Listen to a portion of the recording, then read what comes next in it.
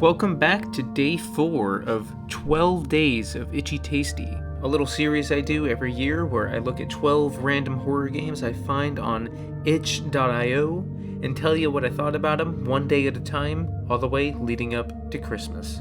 Today's game is called Ode to the Moon, and stuff like this is why I do this series to begin with. Ode to the Moon is a work-in-progress demo for a larger project down the line.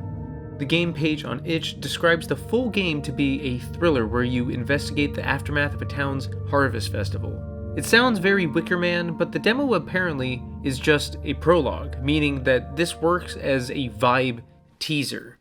And vibes it gives. Holy shit, this game is an atmospheric haven.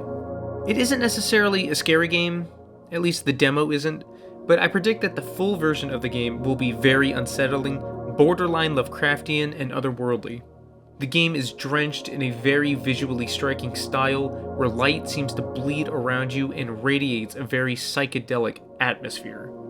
The demo is a very confident display of the game's direction, and I'm very excited to see how intense, obtuse, and disorienting the actual game will be.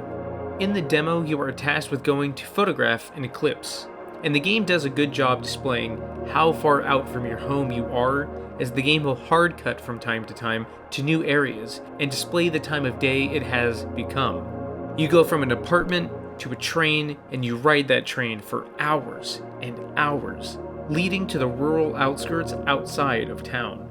The demo is essentially just a walking sim that has some very surreal visual effects, loud, uncomfortable audio, and visual noise that simulates a genuine psychedelic trip.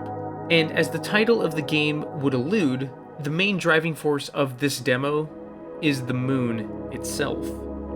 You can practically always see it as soon as you arrive in the outskirts, but it slowly begins to morph, becoming something truly otherworldly, completely covering the sky in light and darkness at the same time. Its surface elongating across the sky to where it's the only thing visible, and yet also at the same time invisible. And as I'm saying this, I realize I sound like a Lovecraft character trying to tell you some abhorrent, otherworldly thing that they just saw. I think that as a demo, it's an effective short little game, but as a prologue, it's almost infinitely interesting.